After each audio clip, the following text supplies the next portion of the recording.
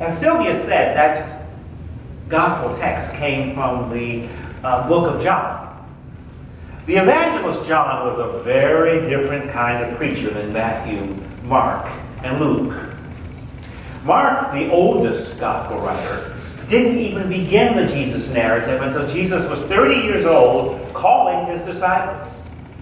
Matthew talks of Jesus' birth, but also, as we discussed last week, puts a baby Jesus on the road with his parents, running from Herod, being an immigrant, and then being called like Moses out of Egypt. Luke goes into the most detail about Jesus' infancy and childhood. Luke talks of the shepherds and the angels breaking through the clouds, scaring the shepherds to death. Jesus being named and presented at the temple.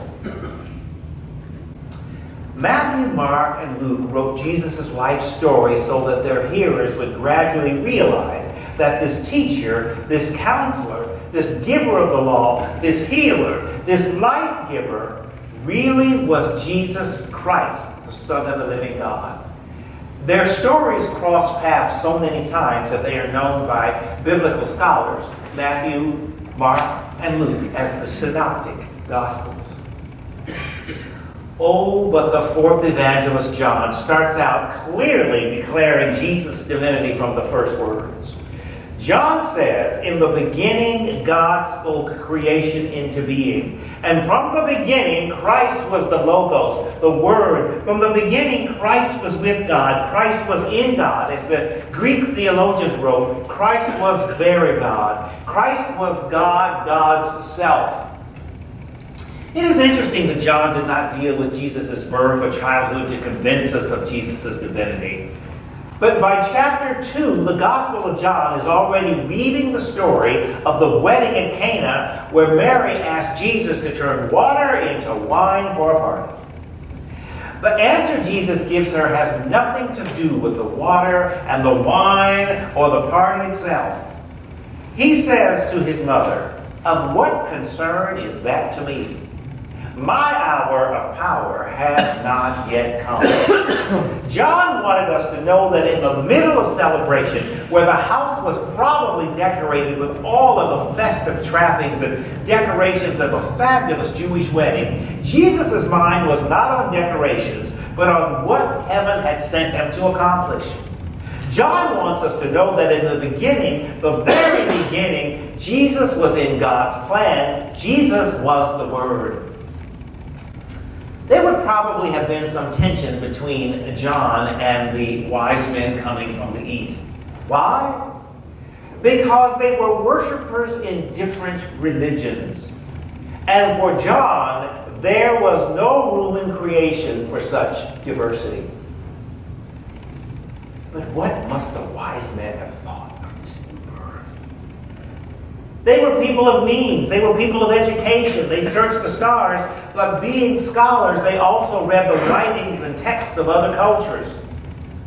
Did they know of Isaiah's prophecy? "Arise, shine, for your light has come, and the glory of the Lord has risen upon you.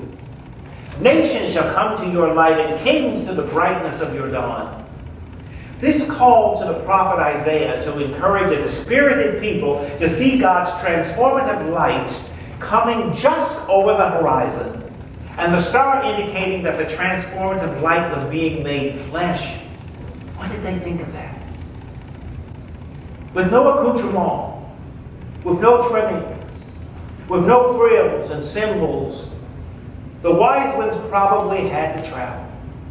They had to leave the trappings of all of their Eastern finery, the servants, the tables laid out just so, the food, the comforts, and go out following where God was taking diversity, where God was taking destiny. Bible professors in the winter are often archaeologists in the summer. Inquiring scholars are prone to step out of their tradition, out of their culture, and follow the theological imagination born of hope without any decorations. They look past their everyday comfortable lives with all of the frills and paraphernalia, and emboldened by part courage, part wisdom, and part faith, they look to God, that something bigger than anything they had yet experienced was on the horizon. So following the star, they set out.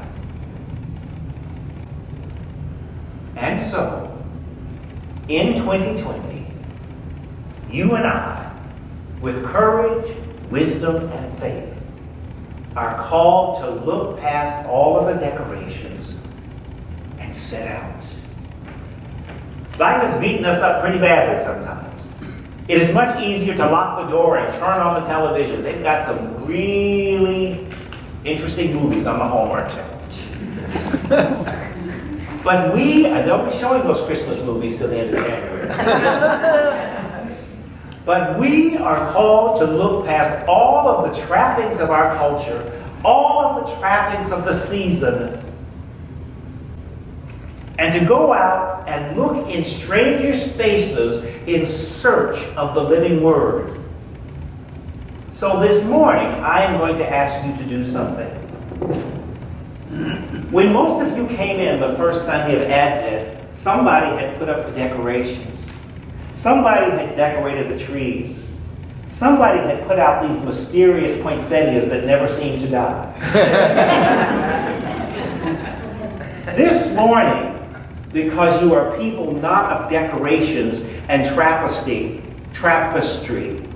but you are people of faith, I'm going to ask you to join with Annette Graziani, who is the captain of this tree, and Jill Hollenbeck, who is the captain of the narthex tree, both of them putting them up so beautifully with help, and Chris Thomas, our deacon, who helped put up all of these wonderful wreaths and all of the garland.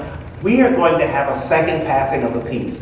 I'm going to ask you to get out of your seats and let's put these decorations away during worship.